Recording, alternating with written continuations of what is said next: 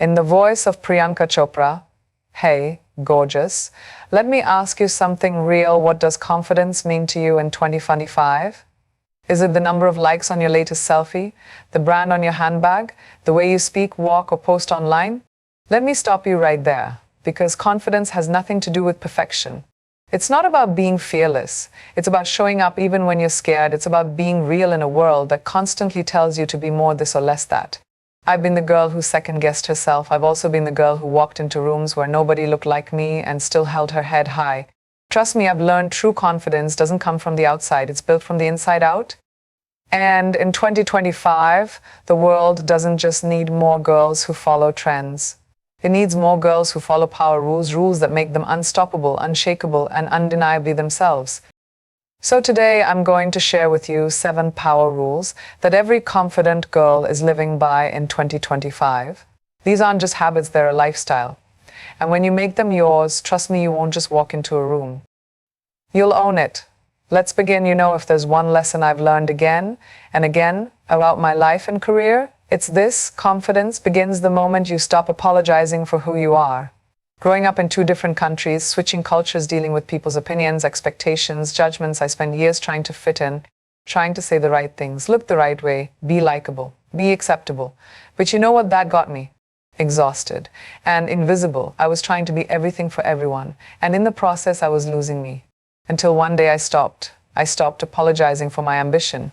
I stopped shrinking myself in rooms that couldn't handle my light.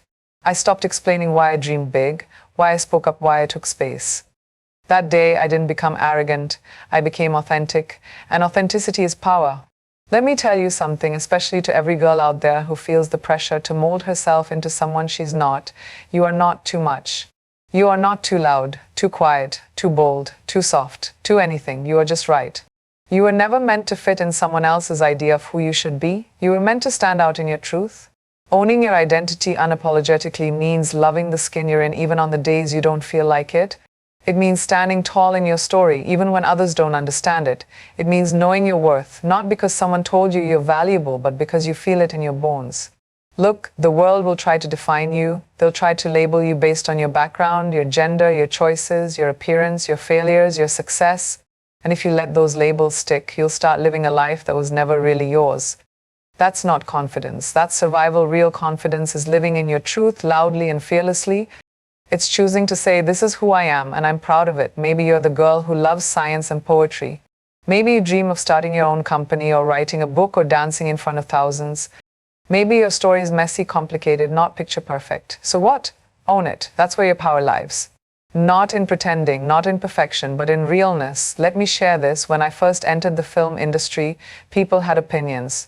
She's too dark, she's too Indian, her accent is too strong, she should change her name. And I thought, why should I? Why should I erase my identity just to be palatable to someone else's standards? So I didn't. I stayed true to my name, my voice, my culture, and my story. And yes, it was harder. Yes, it took longer. But when the world finally saw me, they saw the real me. And that, my friend, is the kind of confidence that lasts. Because here's the truth: when you spend your life trying to be who everyone else wants you to be, you lose the one thing that's uniquely yours, your identity. And trust me, your identity is your superpower. So how do you start owning it? First, embrace your story, the good, the bad, the awkward. That's your journey. It made you who you are. Second, stop editing yourself to make others comfortable. If you're passionate, be passionate. If you have opinions, speak them. If you have dreams, chase them loudly. Third, surround yourself with people who don't just tolerate you, they celebrate you. Let go of spaces that dim your shine. Find those who fuel your fire. And finally, talk to yourself the way you talk to someone you love. That inner voice, make it kind, make it proud, make it yours. Because when you stop apologizing for who you are, something shifts. Your back straightens, your voice gets clearer. Your energy becomes magnetic. You no longer walk into a room hoping to be liked, you walk in knowing you belong. So here's my message to every girl listening right now: stop hiding, stop doubting, stop apologizing, start owning. Own your dreams, own your flaws, own your magic, own it all, because when you do, you don't just walk through life, you rise through it. And that, my love, is what makes you unstoppable. Let's get something straight, ladies. You teach people how to treat you by what you allow, what you stop, and what you reinforce. That's the power of boundaries. Now, I know the word boundary can sound harsh to some people, especially women. Society conditions us to be agreeable, accommodating, nice. We're taught to say yes to avoid conflict, to not be difficult. But let me tell you something from experience. A confident girl is not afraid to say no. She's not scared to draw the line. She protects her peace like a queen protects her kingdom. Because here's the truth, if you don't respect your own time, your own space, your own needs, nobody else will. I've learned this the hard way, both personally and professionally. There was a time when I said yes to everything, every opportunity, every request, every demand. I wanted to be everything for everyone. I thought that made me strong. I thought that made me valuable. But in reality, it made me burnt out, resentful, and emotionally drained. One day I woke up and realized I can't give from an empty cup. My worth isn't based on how much I give away, it's based on how much I honor myself. And that's when everything changed. I started drawing boundaries, and let me tell you, it was uncomfortable at first. Saying no felt guilty. Taking time for myself felt selfish. But slowly I started to feel something I hadn't felt in a long time: freedom. Setting boundaries doesn't mean you're cold or uncaring. It means you know your value. It means you choose where your energy goes. And it means you no longer let people take from you without your consent. Think about it. Would a queen let just anyone walk into her castle uninvited? No, she decides who gets in, when, and under what conditions. You've got to treat your life the same way. Your time, your energy, your emotions, they're all royal currency. Spend them wisely. Let me break it down for you. Boundary 1, your time. You don't owe anyone constant access to you. If someone only calls when they need something, or if work bleeds into every corner of your life, it's okay to say, I'm unavailable right now.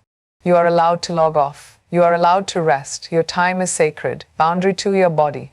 Whether it's physical space, how you're touched, or what you're comfortable with, your body is yours. No one has the right to cross a line you've drawn, and you don't need to justify it. No is a full sentence. A confident girl never compromises her safety or her comfort to keep the peace. Boundary 3, your emotions. Not everyone deserves front row access to your heart. Protect your emotional space. If someone constantly drains you, disrespects you, or disregards your feelings, it's okay to distance yourself. Love doesn't mean tolerating disrespect. Boundary 4, your dreams. People will have opinions. They'll try to project their fears onto your ambition. They'll say, that's too risky, or who do you think you are? And your job is to lovingly, but firmly say, I know exactly who I am. And I know where I'm going. You don't need permission to chase what sets your soul on fire. And here's something I want you to remember. The people who truly love and respect you won't be threatened by your boundaries. They'll honor them. The ones who get upset, often they were benefiting from you having none. Setting boundaries isn't about building walls. It's about building bridges to your best self. It's about creating space where you can thrive, where your needs matter, where your voice is heard. You don't need to apologize for protecting your energy. You don't need to feel guilty for putting yourself first. That's not selfish. That's self-respect. So if you're a girl out there wondering whether it's okay to say enough, whether it's okay to step back, whether it's okay to ask for space, yes, yes, and yes. Draw the line, hold the line, honor the line. Because the moment you start setting boundaries, you send the world a powerful message. I know my worth, and I refuse to accept less. You're not just a girl trying to survive. You're a queen building her empire. So act like it and protect your throne. Let's get real for a second. Speaking up is hard, especially when you're the only one in the room who thinks differently, especially when you've been taught to stay quiet, to not rock the boat, to keep your opinions nice and safe. But here's the truth. I need you to hear your voice matters. Use it boldly, even when it shakes. I've stood on global stages in front of millions. I've spoken out on issues people told me to stay silent about. And let me tell you, it wasn't always easy. My hands have shaken. My voice has cracked. My heart has pounded out of my chest, but I spoke because the cost of silence, it's far greater than the fear of being judged. You see, growing up, I was often told that girls should be seen, not heard. That confidence could come across as arrogance. That questioning things could be too much, but somewhere along the way, I realized something life-changing. Silence might keep you safe, but it will never make you powerful. Power comes when you decide that your truth is worth more than people's comfort. Power comes when you trust your gut, speak from your soul, and say what needs to be said, even if your voice trembles. So let me ask you, what are you holding back? Is it that idea you think people will laugh at? Is it calling out behavior that's been bothering you for far too long? Is it standing up for someone who's being treated unfairly, or standing up for yourself? Listen, speaking up isn't about being loud. It's about being real. It's about claiming your place at the table and saying, I belong here. It's about telling your truth with the kind of courage that shakes the room, even if it shakes you too. There will be moments when your voice feels small, when doubt creeps in, when you ask yourself, what if they judge me? What if I sound stupid? What if no one listens? But here's the real question you should be asking, what if they do listen? What if your voice is the one that makes someone else feel seen, understood, brave enough to speak too? Because when one girl speaks up, she lights a spark. When 100 girls do it, it becomes a fire. And when millions of us raise our voices, that's a revolution. You don't need a mic to make an impact. You don't need a stage to start a movement. All you need is the courage to say what's in your heart. So here's how you start. Start small, but start now. Say, I disagree when something feels off. Share your opinion in that meeting. Ask the question everyone else is too afraid to ask. Let your voice be heard, even if it's just a whisper. A whisper grows into a roar. Know your why. When your purpose is clear, your fear gets smaller. When you speak up for something that matters deeply to you, whether it's justice, respect, honesty, or love, you find a strength you didn't even know you had. Practice. Then practice again. Confidence isn't magic, it's a muscle. The more you use your voice, the stronger it gets. Start in safe spaces. Speak up with friends, with family, with yourself. Say it in the mirror if you have to. Just say it. Accept that not everyone will like it. And that's okay. You're not here to please the crowd. You're here to honor your truth. The right people will respect you more when you speak with authenticity. The wrong ones? You don't need their approval anyway. Use your voice to lift others. A confident girl doesn't just speak for herself, she speaks for those who haven't found their voice yet. She uses her words to create space, to build bridges, to spark change. That's what makes her powerful. Look, your voice is not an accident. It was given to you for a reason, to tell your story, to speak your truth, to shape your world. And yes, it will shake sometimes, but that's not weakness. That's proof that you're doing something brave. So speak, girl. Speak when it's messy. Speak when it's scary. Speak when it would be easier to stay silent. Because every time you do, you reclaim your power. You inspire others to do the same. And one day you'll look back and realize your voice didn't just change your life. It changed someone else's too. That's the power of speaking up. And that's the power inside you. Let's talk about fashion, not just the clothes on your back, but the statement they make. Now, I've walked red carpets in kutcha gowns and landed on best dressed lists around the world. But let me tell you something I've learned, not just from glam squads or stylists, but from standing in front of a mirror and asking one very real question: do I feel like me in this? Because here's the truth, fashion becomes power the moment it becomes authentic. You see, we live in a world that constantly tries to tell women how to dress. Be sexy, but not too sexy. Be covered, but don't be boring. Be fashionable, but don't be too out there. The rules are endless and exhausting, but confident girls in 2025, we don't play by their rules, we dress by our own. I'm not saying fashion doesn't matter.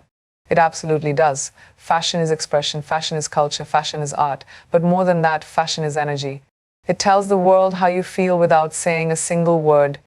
So when I say dress how you feel, I mean exactly that. If you're bold, wear that fierce red lipstick and oversized blazers.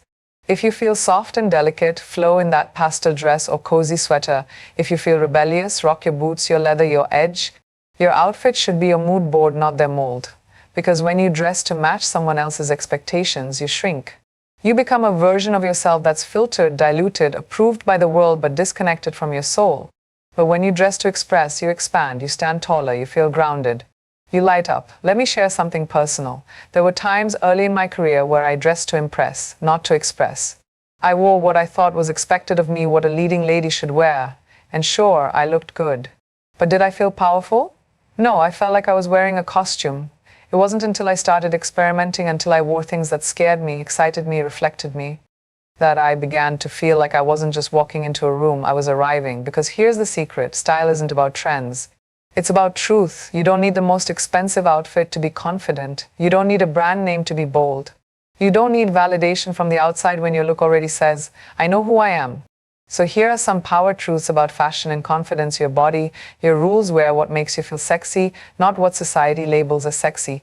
If you feel like a goddess in sweatpants, own it. If a sari, a suit or sequins make you feel unstoppable, go for it. Confidence isn't in the cut. It's in the courage. Fashion is play, not pressure.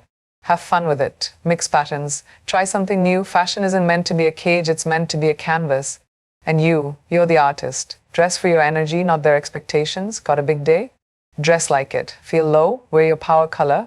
Fashion can be a mood lifter, a shield, a declaration. Use it intentionally. You don't have to explain your choices. Ever, not to your parents, not to your partner, not to your followers. If you feel like a queen in what you're wearing, that's the only approval you need. And one more thing, fashion is not shallow, it's not trivial, it's not just clothes.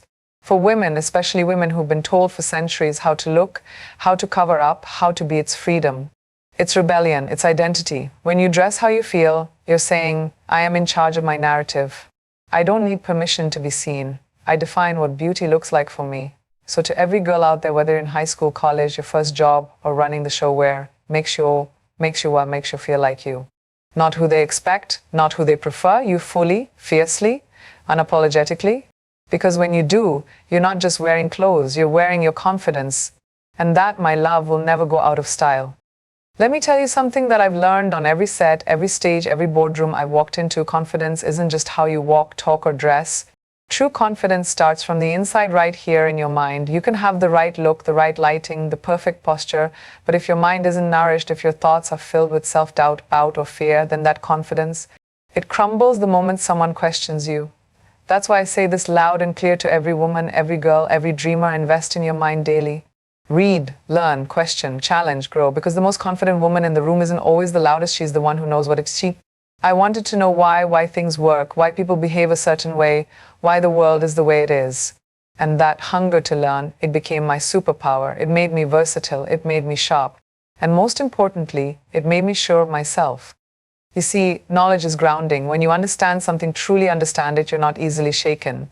You're not easily intimidated. You can walk into any room, any conversation, and hold your own. And no, I'm not talking about memorizing facts or being some kind of walking encyclopedia. I'm talking about being curious, about wanting to evolve. Because every book you read, every article you explore, every podcast you listen to, every skill you practice, it's like depositing into a savings account of self-worth. One day you'll be in a situation where all that knowledge, all that effort shows up for you loud and proud. In a debate, in a meeting, on a stage, in a moment where you have to stand up for what's right. And you'll realize, I've got this, I know who I am, I know what I know. That's power. That's the kind of confidence no one can take from you. Let me give you a few ways to build this into your daily life. Start with reading. It doesn't have to be a 500-page book. Even 10 pages a day can change how you think. Read about things that inspire you. Read about things that challenge you. Read biographies, business, poetry, history, whatever lights you up. The point is to feed your brain. Listen and learn, podcasts, audiobooks, interviews. There is so much free, rich content out there.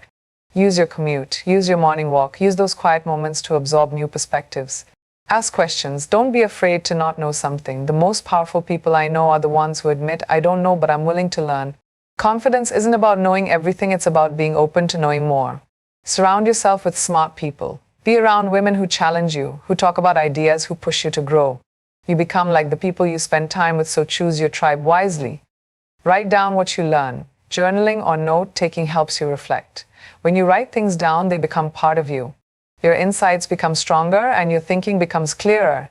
And here's the most important part: don't wait for school or a course or someone to tell you it's time to learn. Make it a part of who you are. Make your mind your favorite place to be. Make learning your lifelong habit. Because when you know more, you see more. You start seeing opportunities that others miss. You see patterns, you understand people better, you connect dots, you create, you lead. And guess what? When you speak, people listen not because you're loud, but because you're informed. You've done the work. Your voice is backed by substance, not just style. So yes, confidence is standing tall, walking with purpose, and loving yourself fiercely. But it's also sitting quietly with a book. It's listening deeply. It's learning from your mistakes.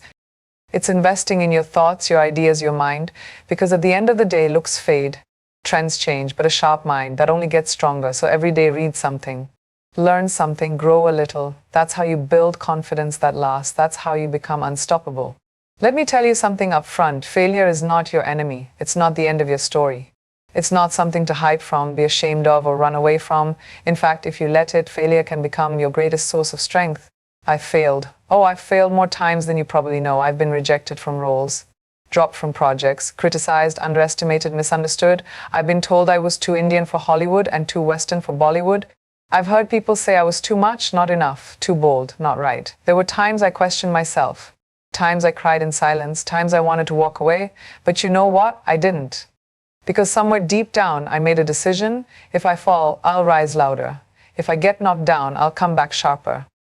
I will not let failure define me. I will let it refine me. And that's what I want every confident girl in 2025 to remember. Failure is not a wall, it's a mirror. It shows you what to improve. It shows you what matters to you. And most importantly, it shows you that you're trying, that you're brave enough to go for it. People think success builds confidence. Sure, it helps, but real, unshakable, warrior-style confidence, that's built in failure. When you mess up and keep going, when you lose and still show up, when the world says you're done and you say, watch me, here's the thing, every successful person you admire has failed. Oprah was fired. They once lost competitions. J.K. Rowling was rejected 12 times. Even I had movies that flopped, scripts that never made it, auditions that ended with a no thanks. But the difference is they didn't stop. They took that failure and turned it into fuel. And you can too. Let me give you a few truths to hold on to when you're facing a setback. Failing doesn't make you a failure. Read that again. One bad grade, one lost job, one heartbreak, it doesn't define your worth. It's a moment, not your identity. Feel it, but don't live there. It's okay to cry. It's okay to be disappointed, but don't stay stuck in that space. Let it pass through you. Then get up, fix your crown, and ask what's next. Extract the lesson. Always, every failure has a message. Maybe you need more preparation. Maybe it wasn't aligned with your purpose. Maybe you outgrew it. Either way, learn. That's how you turn pain into power. Reframe the story. Stop telling yourself, I failed. Start saying, I learned. Instead of I was rejected, try that wasn't the right fit. Change the narrative, because words shape reality. Use it as fire. Let the failure fuel your hustle. Let it ignite your growth. Let it push you to come back smarter, stronger, more prepared. Let it be the reason you shine later. There's something deeply powerful about a girl who's failed and keeps going, because she knows her confidence isn't built on perfection. It's built on resilience. Let me ask you something. When was the last time you tried something it didn't work out? Did you let it stop you? Or did you rise again? Because the most confident girls I know, they fail forward. They stumble with style, they fall with grace and get up with grit. They treat every closed door as a redirection, not a rejection. The truth is, if you're not failing, you're probably not dreaming big enough, so don't play small just to avoid a misstep. Don't shrink to stay safe. Take the risk, apply for that role, say yes to that challenge. Start that project, and if it doesn't go your way, good. That's your training ground. That's your origin story. Because someday when you're standing on a stage, leading a team, building your empire, you'll look back and say, that failure didn't break me. It built me. So remember this, beautiful, every time you fail, you're one step closer to winning. Every time you fall, you get a chance to rise even higher. And every setback, it's not the end of the road, it's just a bend in the path. So don't be afraid to fall. Be afraid of standing still. Fall, rise, learn, repeat. That's how confident girls are made. Let me say this loud and clear, because it's one of the most powerful truths a confident girl can live by in 2025. Real confidence doesn't compete. It uplifts. And when a confident woman sees another woman shining, she doesn't dim her light. She says, shine brighter, sister, I've got your back. We've been told for far too long that there's only room for one. One girl at the top, one woman in the boardroom, one leading lady. We've been conditioned to see each other as threats, not teammates. But here's what I've learned through years of being in cutthroat industries, from film sets to global platforms. That scarcity mindset is a lie. There is space for all of us, space to thrive, to rise, to lead, to be seen. And when we support each other fiercely, intentionally, with no strings attached, something incredible happens. We don't just grow individually, we rise collectively. I want you to think about the women in your life right now. Your classmates, your colleagues, your sisters, your best friends, your online connections. How often do you hype them up, cheer them on? Celebrate their wins like they're your own? Because a confident girl in 2025 knows this truth. When she wins, I don't lose. When she rises, she pulls me up too. Let me tell you, there's a unique kind of magic when women root for each other. I've felt it, I've seen it, and I've built my career with it. Whether I'm working with female directors, walking into boardrooms with powerhouse women, or mentoring young talent, my mindset is always, how can I support her? How can I lift her up? Why? Because I remember what it felt like to be the only girl in the room, to feel unseen, to second guess myself, to crave just one voice saying, you've got this. And that's why I now make it my mission to be that voice for someone else. Here's what fierce support looks like in action. Celebrate her loudly. When your friend gets that job, wins that award, or finally launches her dream, don't hold back. Share it. Praise her. Show up for her like she showed up for you. Her success doesn't take away from yours, it multiplies it. Clap for her when you're still waiting on your turn. This is the real test of character. Can you be genuinely happy for someone else while you're still in your struggle? Confident girls can, because they know their time is coming. Mentor and be mentored. Whether you're 15 or 50, you have something to teach and something to learn. Pass it on. Share what you know. Help a younger girl navigate what you've already overcome. And when someone offers to guide you, receive it with gratitude, not ego. Speak her name in rooms she's not in. Got an opportunity that doesn't fit you but might be perfect for another woman? Recommend her, refer her, push her forward. That's how you create a circle of queens, not competition but collaboration. Refuse to gossip. Let's end the culture of tearing each other down behind closed doors. If you wouldn't say it to her face, don't say it at all. Protect her name like you'd want yours protected. And here's the deeper truth. When you uplift other girls, you're also affirming your own power, because only someone who's secure in herself can cheer for someone else without envy. Only a girl who knows her worth can say, your win doesn't threaten mine. Confidence is not about standing above others. It's about walking beside them and sometimes pushing them forward when they forget their power. You see, empowered women empower women, and I want you to be that kind of woman. The kind who celebrates loudly, the kind who supports without jealousy, the kind who uplifts instead of competes. Because when we stand together, we are unbreakable. So in 2025, let's be the generation of women who cheer the loudest for each other. Let's make kindness fierce. Let's make support stylish.